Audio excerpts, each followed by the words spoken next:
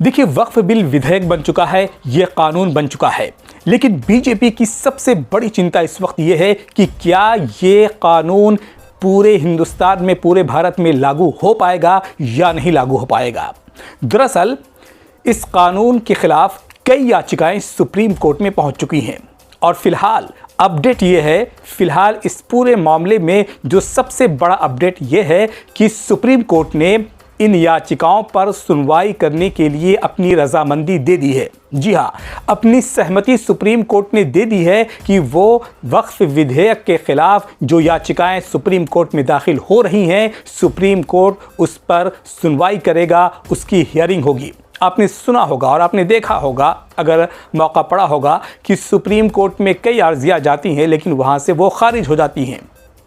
Supreme court उन अर्जियों को इस लायक समझता ही नहीं है कि वो उस पर सुनवाई करे। लेकिन सबसे बड़ा अपडेट इस मामले में यह है कि सुप्रीम कोर्ट ने अपनी सहमति दे दी है। दरअसल कांग्रेस के जो सीनियर लीडर हैं और सीनियर एडवोकेट हैं कपिल सिब्बल, वो आज सुप्रीम कोर्ट पहुंचे थे और सुप्रीम कोर्ट में कपिल सिब्बल ने ये मांग की कि जो याचिकाएं वक्फ कानून के खिलाफ दायर की जा रही हैं उस पर जल्द से जल्द सुनवाई हो।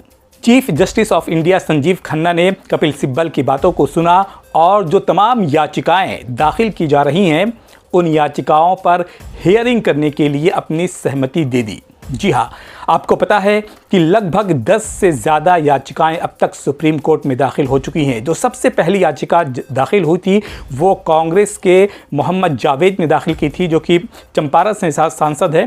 उन्होंने सबसे पहली याचिका वक्फ कानून के खिलाफ सुप्रीम कोर्ट में दाखिल की थी। उसके बाद आपको पता है कि असदुद्दीन ओवैसी हैं, ओखला से अमानतुल्लाह खान है, आम आदमी पार्टी के नेता है, वो सुप्रीम कोर्ट गए हैं और इसी तरीके से कई लोग जो हैं उन्होंने सुप्रीम कोर्ट का रुख किया है। MK स्टालिन जो हैं तमिलनाडु के मुख्यमंत्री, उन्होंने जो है सुप्रीम कोर्ट का रुख किया है।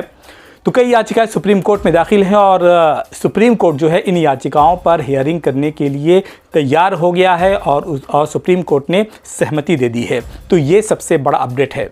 और वक्फ कानून को लेकर के जो दूसरा आज सबसे बड़ा अपडेट है वो ये है कि जम्मू कश्मीर विधानसभा में वक्फ कानून को लेकर के काफ़ी हंगामा हुआ, काफ़ी बवाल हुआ, काफ़ी शोर शराबा हुआ। नेशनल कॉन्फ्रेंस, जो कि वहाँ की जम्मू कश्मीर की रूलिंग पार्टी है और जिसके जो मुखिया हैं वो फारूक अब्दुल्ला हैं और मुख्यमंत्री उमर अब्दुल्ला हैं, ये लोग चाहते थे। और इसके अलावा जो वहाँ की जो पार्टियां हैं, जैसे PDP है महबूबा मुफ्ती की, और इसी तरीके से कांग्रेस है, ये तमाम पार्टियां जो हैं विधानसभा के अंदर चाहती थी कि विधानसभा का जो प्रश्नकाल है उसे स्थगित किया जाए और वक्फ विधेयक पर चर्चा की जाए।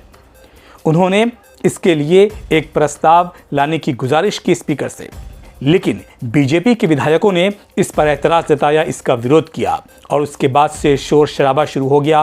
काफ़ी हंगामा हुआ, काफ़ी बवाल हुआ।